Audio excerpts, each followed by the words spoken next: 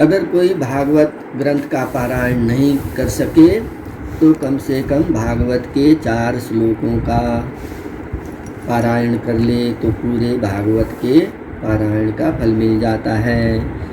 अहम एवासम एवाग्रे नान्यद यत् सदसत परम पश्चादहं यदेतच्च योऽवशिष्येत सोऽस्म्यहम्। ऋते अर्थं यत् प्रतीयेत न प्रतीयेत चात्मनि तद्विद्यादात्मनो मायां यथा भासो यथा तमः यथा महान्ति भूतानि भूतेषु चावचेष्वनु प्रविष्टान्यप्रविष्टानि तथा तेषु नो तेष्वहम्।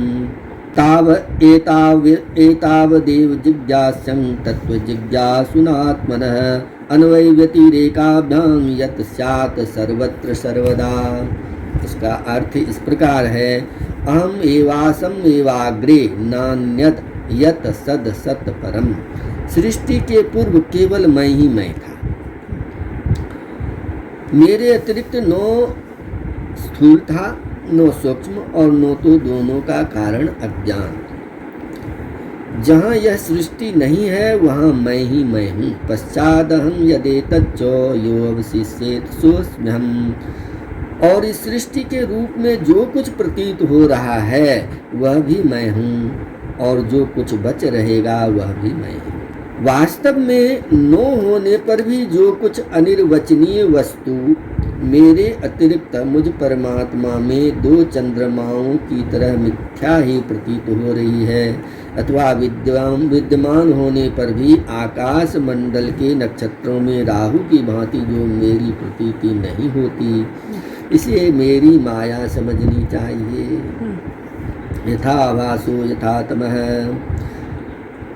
जैसे प्राणियों के पंचभूत रचित छोटे बड़े शरीरों में आकाश आदि पंच महाभूत उन शरीरों के कार्य रूप से निर्मित होने के कारण प्रवेश करते भी हैं और पहले से ही उन स्थानों और रूपों में कारण रूप से विद्यमान रहने के कारण प्रवेश नहीं भी करते, वैसे ही उन प्राणियों के शरीर की दृष्टि से मैं उनमें आत्मा के रूप से प्रवेश किए हुए हूँ और आत्म दृष्टि से अपने अतिरिक्त और कोई वस्तु न होने के कारण उनमें प्रविष्ट नहीं भी हूँ।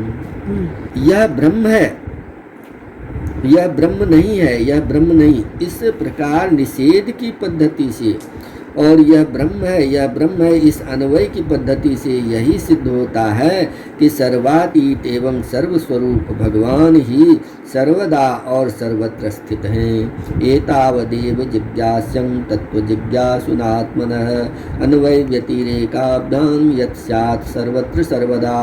वे ही वास्तविक तत्व हैं जो आत्मा अथवा परमात्मा का तत्व जानना चाहते हैं, उन्हें केवल इतना ही जानने की आवश्यकता है। तो परमहंसों के लिए यही सार है। जो आत्मा परमात्मा के तत्व को जानना चाहते हैं उसके लिए यही चतुश्लोकी भागवत ही पूर्ण है।